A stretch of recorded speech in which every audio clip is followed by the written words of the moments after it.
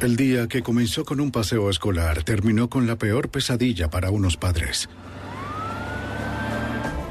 La familia y los amigos trabajaron al lado de la policía local y al FBI en la búsqueda urgente de una hija desaparecida. Un sospechoso poco probable surgió eventualmente en la desaparición de la niña. Ante un testimonio conflictivo, el FBI tendría que confiar en la evidencia forense para condenar al depredador. La evidencia se acumula, no hay sospechosos evidentes. El centro de comercio es bombardeado. Ted Kaczynski es arrestado.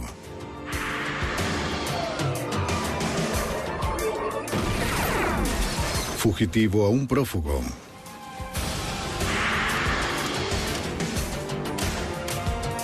Los archivos del FBI. Los padres de Brittany Martínez, de 11 años, sabían que su hija no había huido, pero eso era lo único que sabían. Algo le había sucedido, algo terrible. Y cuando no pudieron encontrar a Brittany en su tranquilo vecindario de Illinois, llamaron a la policía. Soy Jim Castron, exdirector del FBI en Nueva York. El FBI pronto tuvo que lidiar con reportes de testigos conflictivos, pistas falsas y ausencia de evidencias. Los agentes no se detuvieron hasta encontrar a Brittany y descubrir la verdad. Una familia destruida. Chicago, en Illinois, y sus suburbios aledaños son el hogar de alrededor de 10 millones de residentes de diversos orígenes e ingresos. La gente se estableció allí para aprovechar las oportunidades económicas y culturales de la gran ciudad. Y las familias del suburbio de Elgin, en las cercanías de Chicago, no eran la excepción. Cerca de las 5 de la tarde, el 8 de mayo de 1997, Wendy Howlett regresó a su casa con su hijo de 5 años y su hija de 11, Brittany Martínez, luego de haber disfrutado un día en el acuario Shed de Chicago. La madre había acompañado a la clase de 5º grado de su hija en un paseo escolar a la famosa institución. Ella estaba muy emocionada con la excursión al acuario Shed y yo tenía a 5 de sus amigas conmigo. Fue un día estupendo. Les encantaron los tiburones y las tortugas. Almorzamos fuera, vimos los barcos y los aviones volando cerca. Brittany había disfrutado de un día maravilloso. Brittany y sus amigas querían jugar afuera en el primer día cálido de primavera. La estudiante de 5º grado era la mayor de un matrimonio anterior de su madre. Lo sé. Mientras estaba arriba con su hijo, Wendy escuchó a su hija llamándola desde la calle. Brittany le preguntó si podía ir a un parque cercano. Es tarde. Miré por la ventana y ella me estaba viendo. Le dije, no puedes, porque creía que iría solo con una amiga cuando en realidad eran 5, así que le comenté, está bien como es en grupo, puedes ir, pero regresa a las 6 en punto. ¿De acuerdo? ¡Que te diviertas! El parque quedaba a solo 2 cuadras de distancia. El hijo menor era muy pequeño como para ir con ella, así que Wendy lo llevó a visitar la nueva casa de su tía Pam, que vivía en el vecindario. Sería una breve caminata. Al salir, Wendy le dejó una nota a Brittany y luego se topó con un vecino del piso de abajo. Le comentó que si veía a Brittany de regreso antes de las 6, le dijera que tenía 2 opciones: esperarla arriba en el apartamento o ir por su cuenta a la casa de su tía Pam. 45 minutos más tarde, Wendy regresó de la casa de Pam sin haber visto a Brittany. Pensó que todavía estaría en el parque con sus amigas. Al tuyo sí, ponle algo de mostaza. Wendy le preparó una comida rápida a su hijo pequeño mientras esperaba que su hermano la pasara buscando para ir a trabajar. Cerca de las 6:20, su marido regresó a casa del trabajo. Scott cuidaba a los niños mientras Wendy trabajaba medio tiempo por las noches como conserje con su hermano. Cuando entró le dije, ahora tengo que ir a trabajar, Brittany está en el parque con sus amigas. Me miró y dijo, no está, sus amigas están afuera. El corazón de Wendy se detuvo. Se asomó a la ventana para preguntarle a sus amigas. Dijeron que se había ido en su bicicleta a la casa de la tía Pam donde yo estaba. Les respondí, bueno, ya estoy en casa. ¿La han visto desde entonces? Y dijeron que no. Le respondieron que acababan de regresar del parque. Wendy llamó a su cuñada Pam. Hola, Pam. ¿Has visto a Brittany? Se fue al parque hace aproximadamente media hora. Pero Brittany no había llegado todavía. Todos fueron tras ella.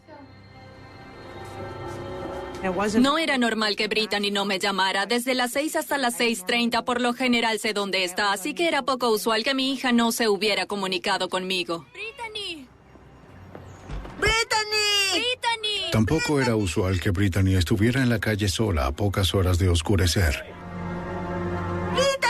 Mi esposo inició una búsqueda a pie pensando que ella podía estar aún en el parque o en camino hacia la casa de la tía Pam. ¿Cómo podíamos imaginarlo? Al no encontrarla a las 8 de la noche, mi instinto de madre me decía que había un problema. Wendy llamó al 911. Las patrullas de Elgin fueron despachadas de inmediato. El sargento Robert Bitter, del Departamento de Policía de Elgin, era detective en aquel entonces. Sabía que cuando la policía responde con rapidez, por lo general encuentran al menor a salvo. Cada vez que recibimos una llamada relacionada con un niño desaparecido, la tomamos muy en serio. De inmediato nos ponemos en contacto con las personas que hicieron la llamada. En todos los casos, revisamos a fondo tanto la vivienda como las personas dentro de la misma, pues pueden estar escondidas debajo de la cama o dentro de un closet, como ha sucedido en el pasado. Pero este no fue el caso de Brittany. Wendy informó a los oficiales que cuando su hija fue vista por última vez llevaba puesto vaqueros, una camiseta azul, calcetines amarillos y zapatos deportivos blancos. La policía también tenía que considerar la posibilidad de que Brittany simplemente hubiera huido. Comenzaron a hacerme preguntas sobre mi hija, que si estaba segura de que no estaba en la casa de una amiga. Les dije que las amigas que habían salido con ella estaban todas allí. Volvieron a preguntarme, ¿estás segura de que no huyó? ¿Estaba molesta o enojada? Respondí que no, que tuvimos un día estupendo, que había salido y que no era usual que no se hubiera comunicado conmigo en todo este tiempo. Los investigadores luego interrogaron al vecino del piso de abajo de los Howletts, quien dijo que Brittany y sus amigas volvieron del parque aproximadamente a las 5:50 de la tarde, 20 minutos antes de que Wendy regresara de la casa de su cuñada Pam. El vecino mencionó que le dio a Brittany el mensaje de su madre, que la podía esperar arriba o que podía ir a la casa de su tía Pam por su cuenta. Según él, Brittany parecía entusiasmada con la idea de ir a visitar a su tía. El vecino de 23 años mencionó que 5 minutos después escuchó a Brittany cuando intentaba subir su bicicleta del sótano. Salió para ayudar a la joven de 11 años. Al llegar a la calle, Brittany le dio las gracias y se dirigió hacia la casa de su tía Pam. El vecino no volvió a verla después de esto.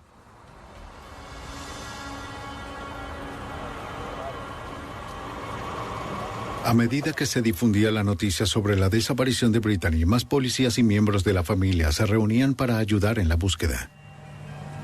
Cerca de las 9 de la noche, el hermano menor de Wendy, Eddie Milke, se presentó en el sitio. El tío de Brittany estaba impactado con la noticia. Le dijo a su preocupada hermana que también había visto a Brittany afuera del apartamento cerca de las 6, cuando la pasó buscando para ir al trabajo. Se fue solo cuando supo que Wendy no había llegado todavía. Milka mencionó que iría al parque a buscar a su sobrina. Los investigadores continuaron interrogando a las personas que vivían cerca, con la esperanza de que alguien hubiera visto algo que los pudiera llevar a la dirección correcta. Pero nadie más parecía haber visto a la niña de 11 años en su bicicleta. Los vecinos no reportaron disturbio alguno, ni ninguna actividad inusual en el vecindario. Fue un día muy agradable. No había señal de que la hubieran tomado por la fuerza, así que estábamos muy preocupados. Los buscadores se desplegaron en todas las direcciones posibles en las que la alumna de 5º grado hubiera podido estar. Comenzaron en el parque donde Brittany había estado jugando con sus amigas. Un helicóptero se unió a la búsqueda. Otros voluntarios buscaron en los basureros y callejones de la zona. Pero Brittany y su bicicleta parecían haber desaparecido sin dejar rastro. A medida que la noche avanzaba, los buscadores regresaban cansados y desanimados. Wendy se quedó en la casa con la esperanza de obtener noticias sobre el paradero de su hija.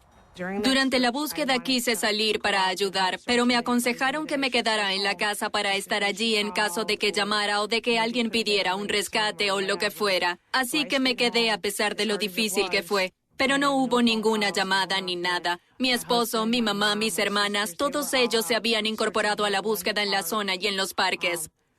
Continuaron buscando durante toda la noche. Wendy hizo todo lo que pudo para mantener la calma. Pero luego de 6 horas de una búsqueda infructuosa, la madre estaba consternada.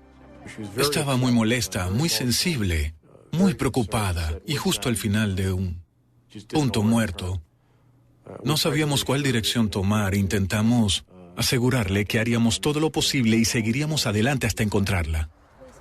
Una vez más, los investigadores dirigieron su atención hacia el interior de la residencia en busca de pistas.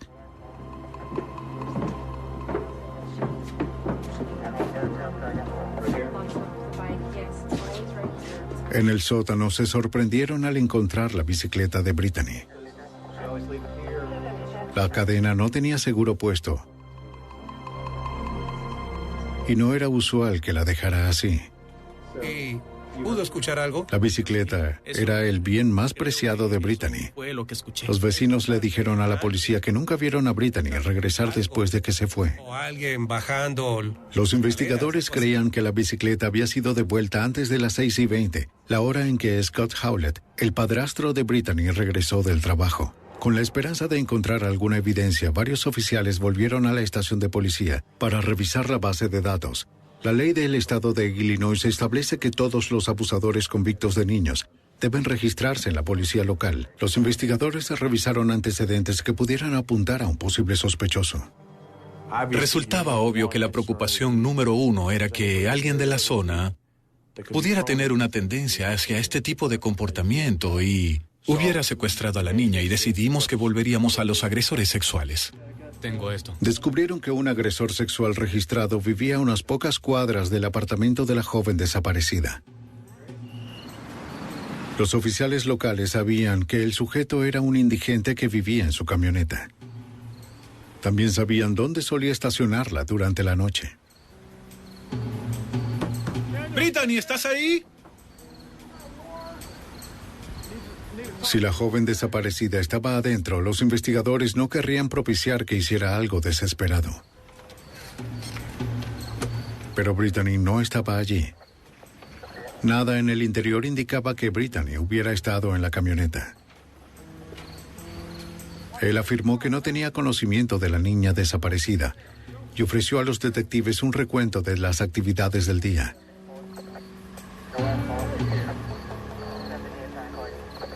Si lo lee, verá que... Sus coartadas fueron confirmadas. Gracias.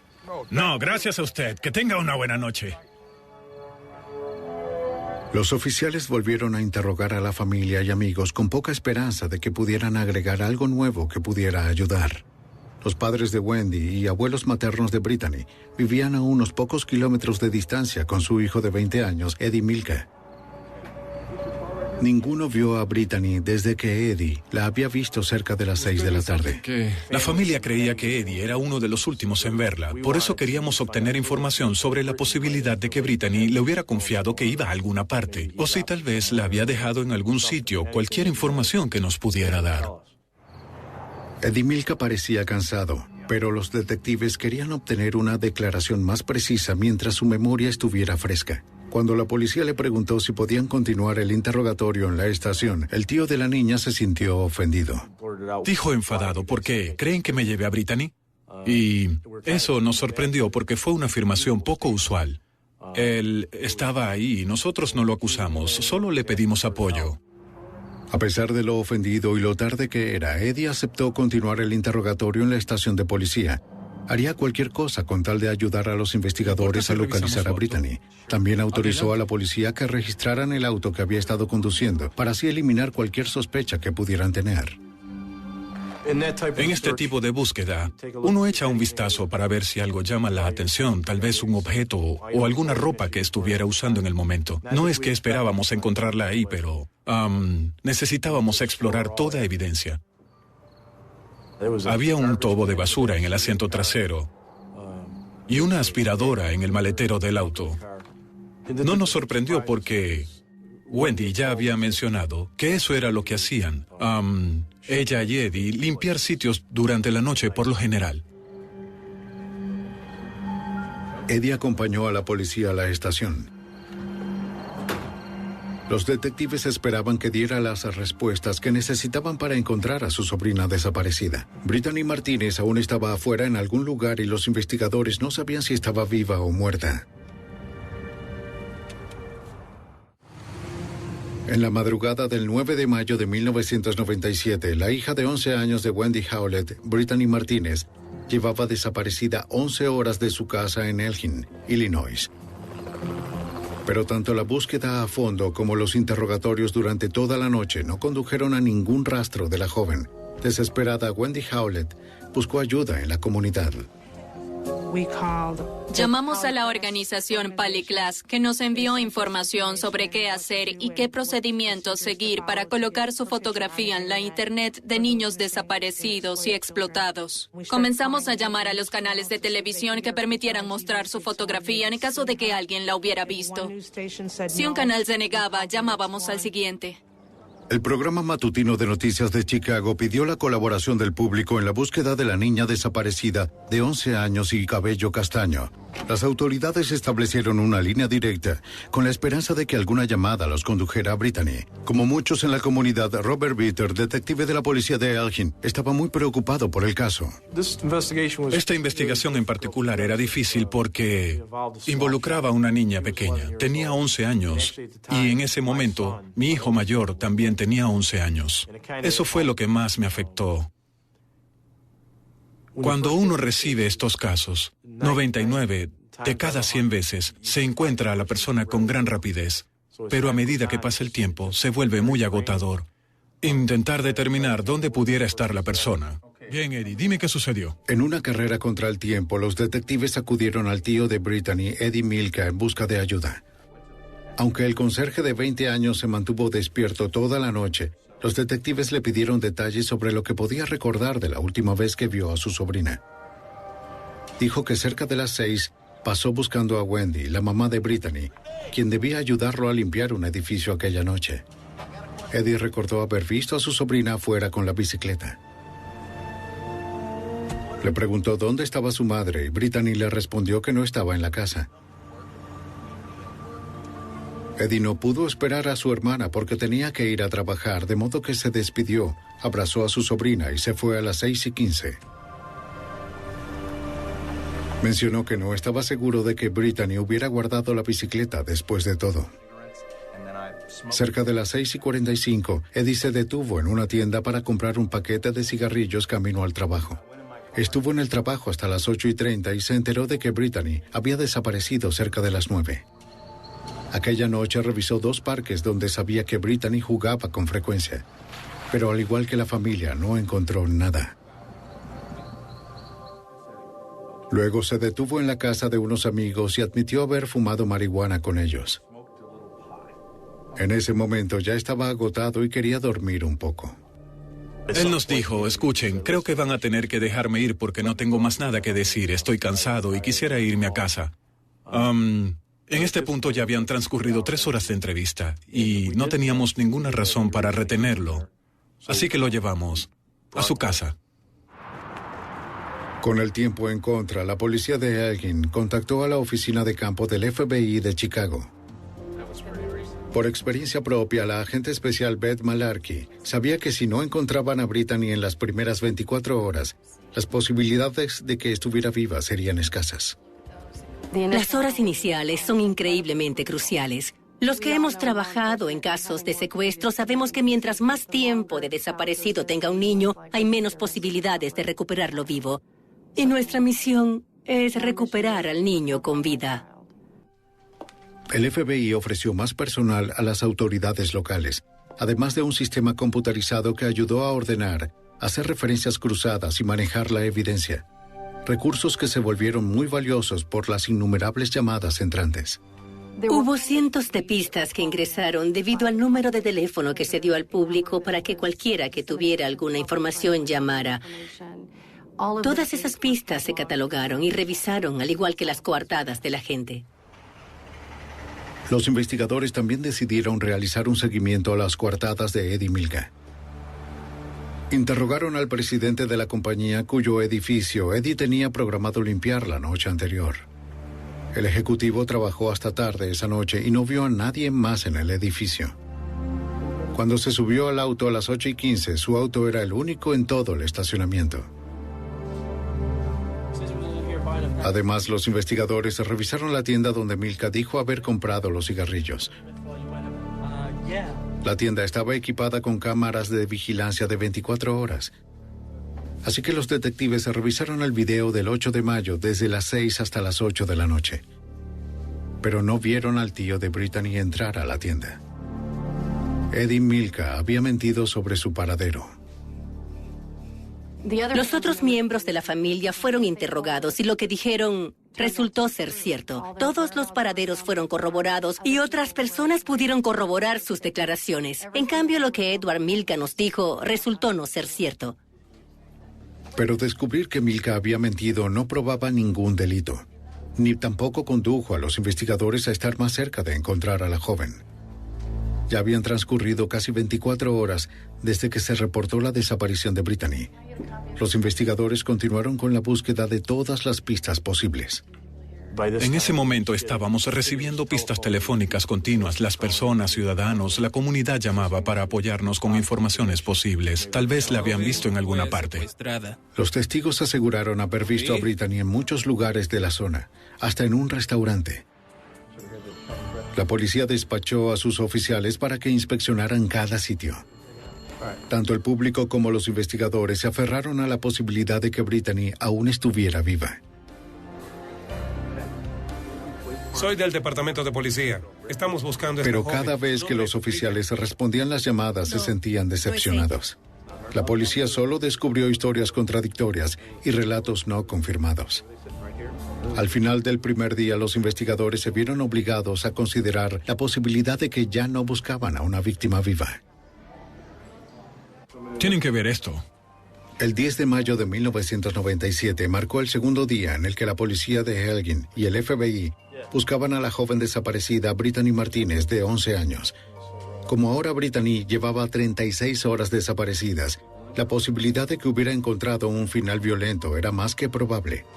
La última persona que la vio fue su tío Eddie Milka, a quien el detective Robert Bitter de Elgin no había podido descartar como sospechoso. Eddie Milka siempre fue una interrogante. Siempre hubo preguntas sobre su comportamiento y también sobre su testimonio, mientras que las otras pistas se resolvían rápidamente. Pero nadie había visto a Milka hablando con Brittany fuera de su casa como él mismo había afirmado. Gracias. El detective de la policía de Elgin, Brian Gorkowski, sabía que a menos de que recuperaran a Brittany o a su cuerpo, no tendrían pruebas físicas de que hubiera sido agredida. En algún momento sospechamos que había sido un secuestro o tal vez el rapto de una niña, pero de nuevo no teníamos nada tangible que decir como, esto es un homicidio. No teníamos el cuerpo, ni arma homicida, por así decirlo, lo cual era muy difícil para mí. En la mañana del 10 de mayo, el detective Gorkowski recibió un mensaje de Wendy, la madre de Brittany, donde decía que su hermano Eddie Milka quería hablar de nuevo con la policía. Queríamos interrogar de nuevo a Eddie Milka, que viniera y hablara con nosotros voluntariamente. Y si lo hacía, queríamos tanta información sobre su pasado como la que pudiéramos reunir, por lo que nos complació que nos hubiese dado esos antecedentes. Wendy Howlett se refirió a su hermano como una persona lenta. Había estudiado en una escuela secundaria especial para personas con problemas de aprendizaje, y por lo que ella sabía, Eddie tenía muy pocos amigos y ninguna amiga. Los investigadores se reunieron con el joven de 20 años en la sala de entrevistas familiares de la estación de policía. Bien, gracias. Le preguntaron lo que quería que les dijera. Los detectives estaban complacidos con las respuestas de Ed y Milka. Milka nos dijo que había mentido. Quiere decir que lo hizo desde el principio de su interrogatorio, pero que ahora diría la verdad. Bien, en ese punto me entusiasmé, pues me agrada cuando alguien a quien voy a interrogar afirma que mintió. Es porque en ese momento podemos dejar todo atrás y empezar de nuevo a enfrentar la verdad de una forma abierta, ya que puede haber un diálogo honesto entre los dos. Admitió que cuando vio a Brittany estaba bajo los efectos de la marihuana. Pero sostuvo que había dejado a su sobrina frente al apartamento a las 6:15 cuando condujo hacia su trabajo. Milka dijo a los detectives que cuando llegó al trabajo vio el auto de su jefe, pero quería evitarlo por estar drogado. Mencionó que no entró al edificio sino hasta las 8:15, cuando su jefe se fue. Los detectives sabían que esta versión no era cierta. Lo confrontamos con respecto a la mentira. Usted no trabajaba a las 8:15, como dijo. Lo sabemos porque el dueño nos dijo que no había nadie en el edificio cuando lo dejó. Milka respondió, ¿de acuerdo? Tal vez tenga razón. Puede que haya habido alguna diferencia de tiempo. Pero Milka no dio más detalles. Si sabía dónde estaba Brittany, no lo iba a decir.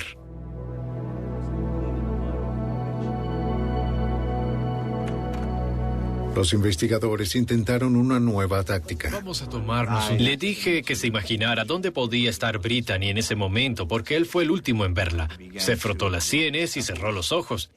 Así que dijo que ella estaba en Elgin, más bien cerca de Elgin, que estaba fría y mojada. Lo reiteró muchas veces. Le preguntamos también si aún respiraba y nos dijo que no. Le preguntamos también si estaba sangrando y nos dijo que no sangraba. Milka pidió un cigarrillo. Yo sé que está muerta. Comenzó a dar vueltas y a murmurar. Luego solicitó a los detectives que escribieran lo que iba a decir.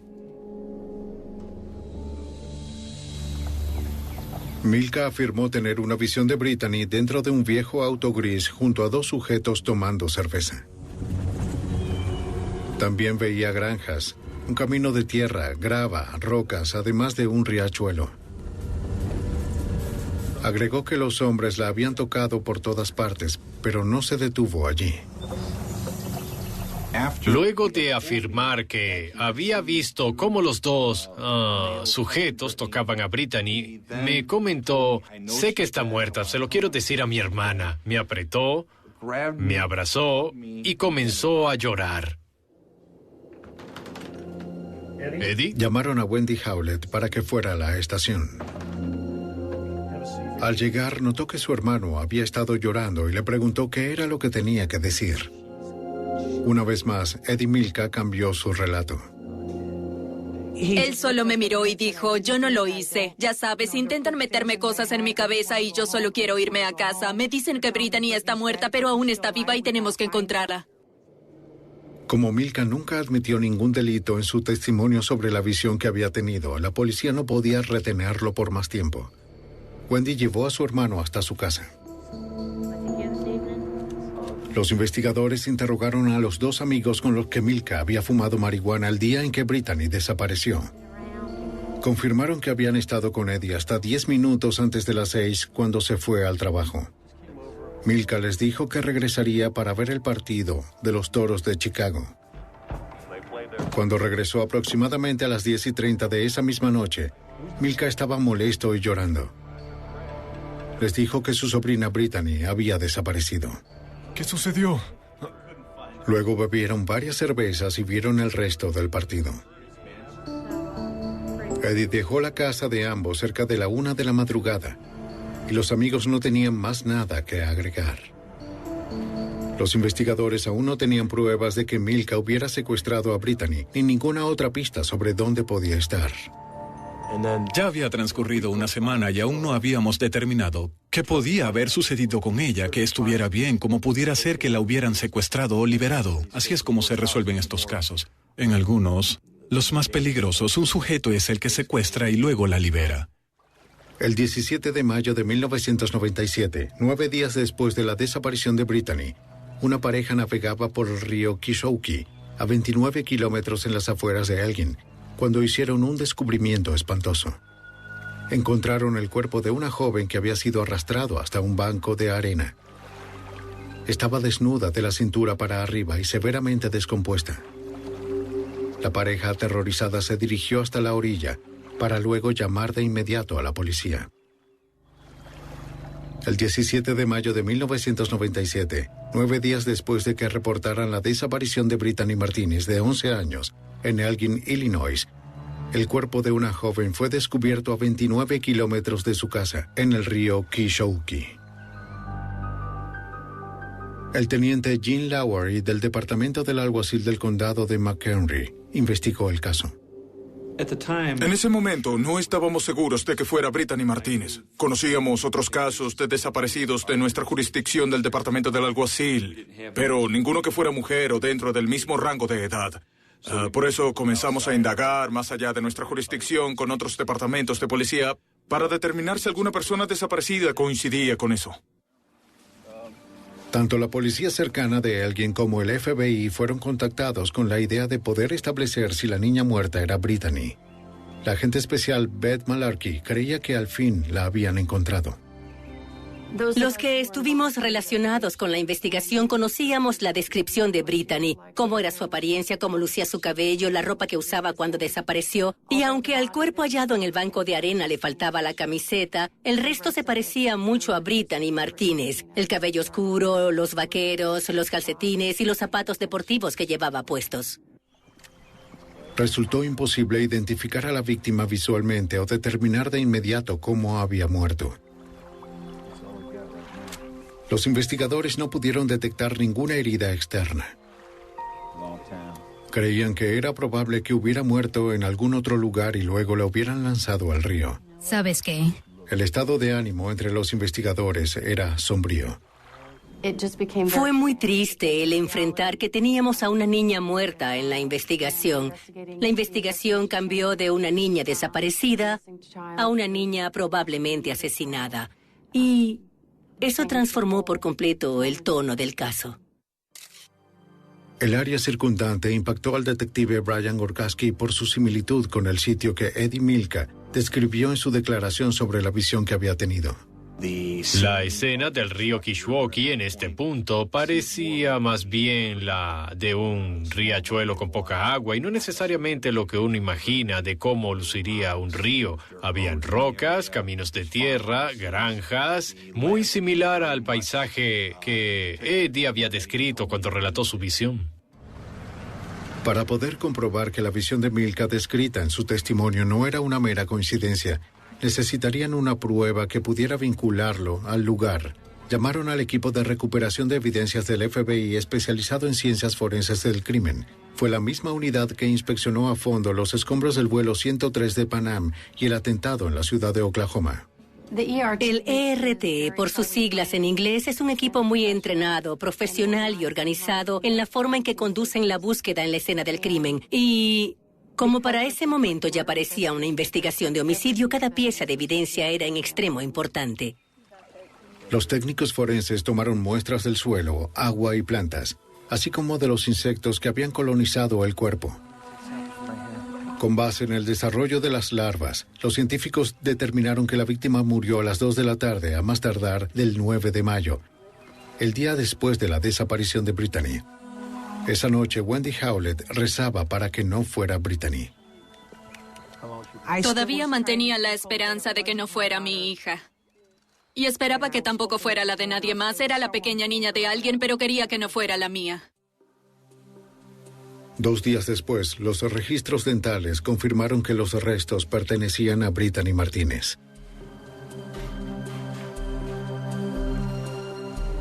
Un patólogo forense determinó que había muerto por asfixia. Removieron 2 cintas adhesivas, tanto de su cara como de su boca. También tenía en su mejilla un gran moretón con bordes hundidos, que para los investigadores parecía la marca de un mordisco. El experto notó que la cremallera de los vaqueros estaba por la mitad y su ropa interior al revés. Además encontró 2 laceraciones en el himen.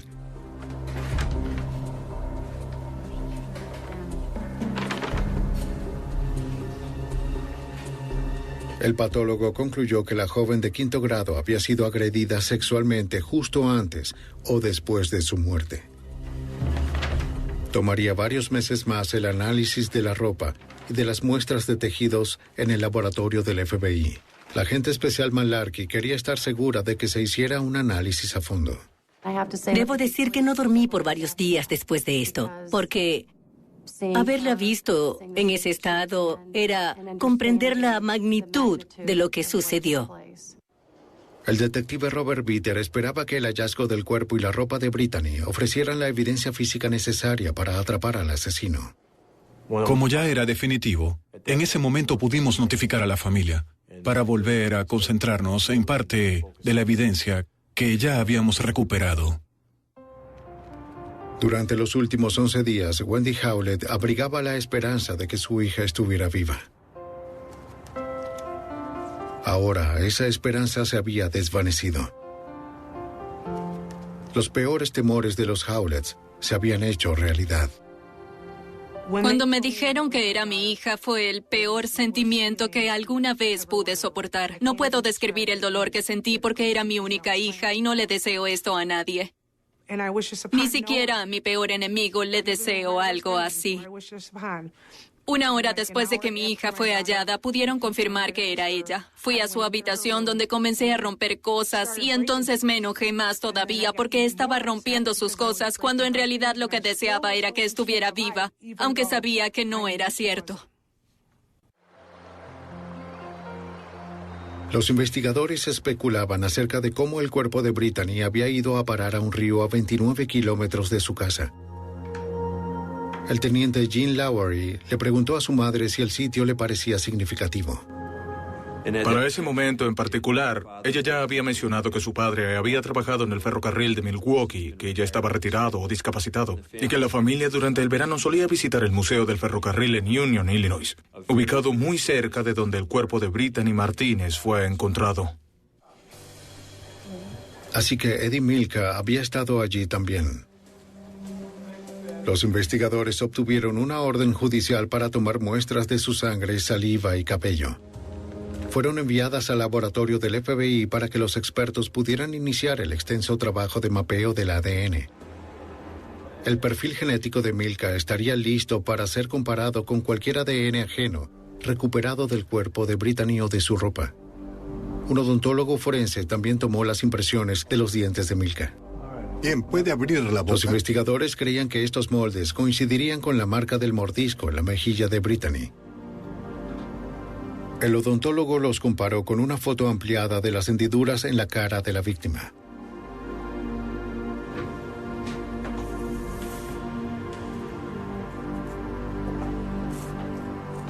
Los dos parecían coincidir.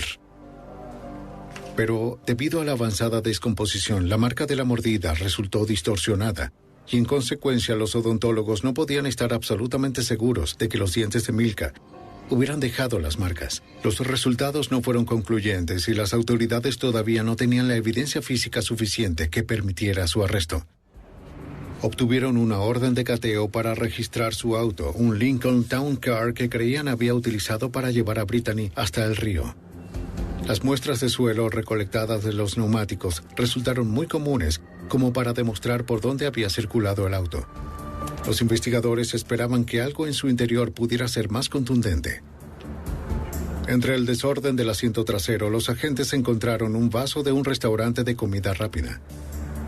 La tapa estaba teñida de rojo como si fuera sangre y además tenía la huella parcial de una palma de la mano que coincidía con la de Eddie Milka. También encontraron huellas digitales tanto de Brittany como de su madre. Descubrieron más manchas rojas en la alfombra del piso del asiento trasero. Los agentes aseguraron muestras de las fibras de la alfombra y de la tapicería. Más de 140 piezas fueron recolectadas del auto y enviadas al ya creciente cúmulo de evidencias del laboratorio del FBI. Como al laboratorio le tomaría meses completar los análisis, el teniente Lowery pidió a los familiares de Brittany que recordaran si alguien había resultado herido dentro del auto. La abuela materna de Brittany recordó que la niña de 11 años tuvo una hemorragia nasal en el auto un día de una salida familiar.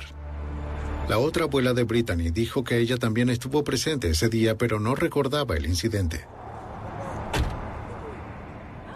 La familia Milka describió la escena como cierta, que la nariz le sangró dentro del auto, como si el incidente hubiera ocurrido. El otro lado de la familia describió una imagen drásticamente distinta, que no había ninguna evidencia en lo absoluto, de una hemorragia nasal.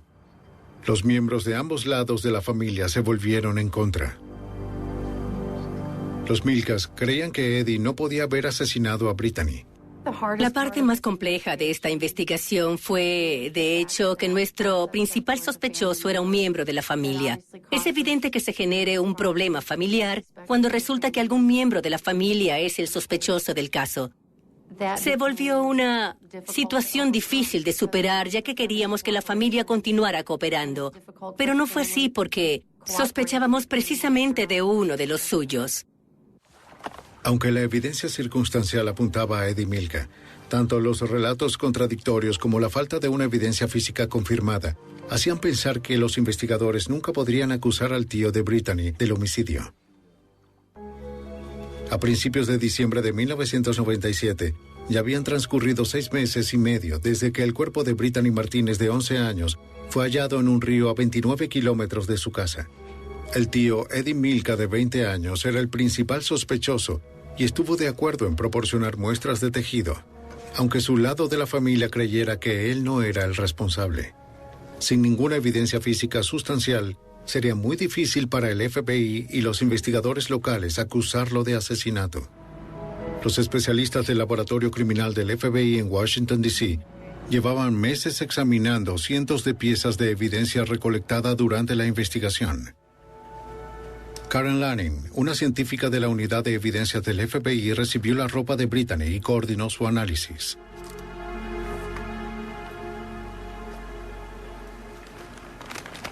La evidencia fue procesada en una de nuestras salas forenses donde colocamos las piezas recolectadas. Tanto las de la víctima como las del sospechoso se ubicaron en salas separadas para que no se pudieran contaminar. Lanning examinó los calcetines, la ropa interior y los vaqueros de Brittany. Cada pieza fue revisada a fondo en la búsqueda de cabellos o fibras ajenas a la ropa. En el interior de los vaqueros, la experta descubrió una delgada fibra de nylon, una fibra claramente distinta. La comparó con una muestra conocida de la alfombra del auto de Milka y la fibra coincidió.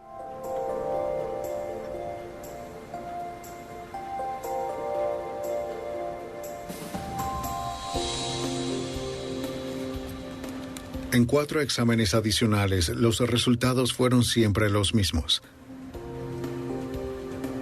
Los investigadores creían que Brittany había estado en el auto de Milka, donde la habían despojado de sus vaqueros, pues la fibra de la alfombra se encontraba en la parte interior. Pero la fibra por sí sola no fue suficiente para comprobar esta teoría, ya que este tipo de alfombra es muy común en muchos autos.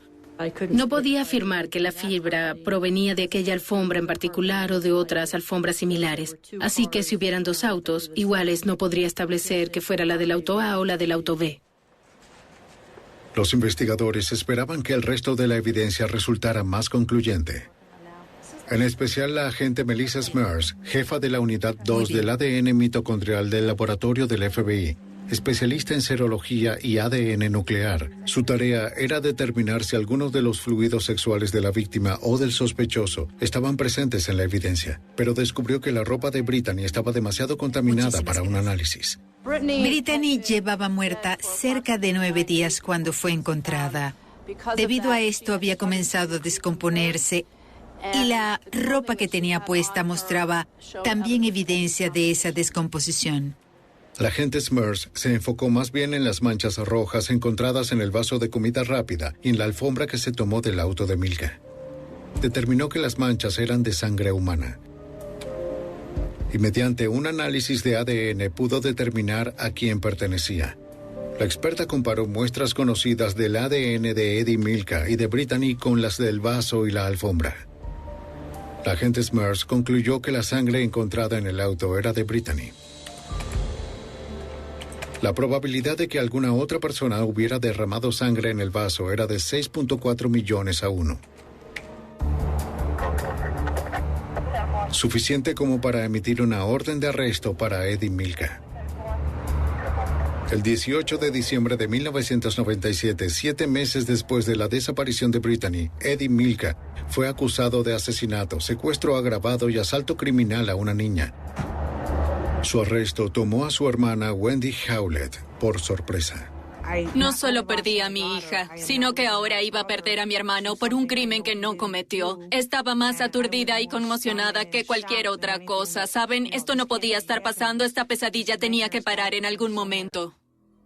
Para proteger a su hermano, Wendy Howlett dijo que era muy poco probable que Eddie hubiera conducido hasta el río en el condado de McHenry, porque nunca antes había estado allí. Le dijo al teniente Gene Lowery que el Museo del Ferrocarril, a donde solían ir, no quedaba en esa zona como lo había afirmado con anterioridad.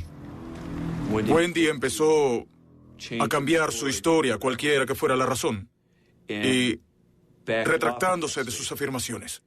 Esto nos forzó a interrogarla de nuevo para determinar su posición con respecto a sus propias declaraciones, porque eran la clave a la hora de confirmar la conexión con el condado de McHenry. Gis McAuliffe, de la oficina del fiscal del condado de McHenry, sabía que el juicio sería difícil. 2 de los testigos claves, Wendy, la hermana de Eddie, y la mamá de Eddie, testificarían en favor del sospechoso. Y tengo los informes de los expertos. Tuvimos que impugnar a varias personas por las que sentíamos la mayor empatía y consideración, pero no hubo otra alternativa ya que habían cambiado demasiado sus testimonios. Así que, de hecho, atacamos a nuestros propios testigos y miembros de la familia, quienes ya habían sufrido una pérdida terrible. Fue muy difícil para nosotros y muy difícil para la familia Milka, también para Howlett y para los miembros que atestiguaron. El 21 de abril del 2000, casi 3 años después de la muerte de Brittany, el caso del Estado contra Edward Milka fue a juicio. La fiscalía convocó a más de 50 testigos.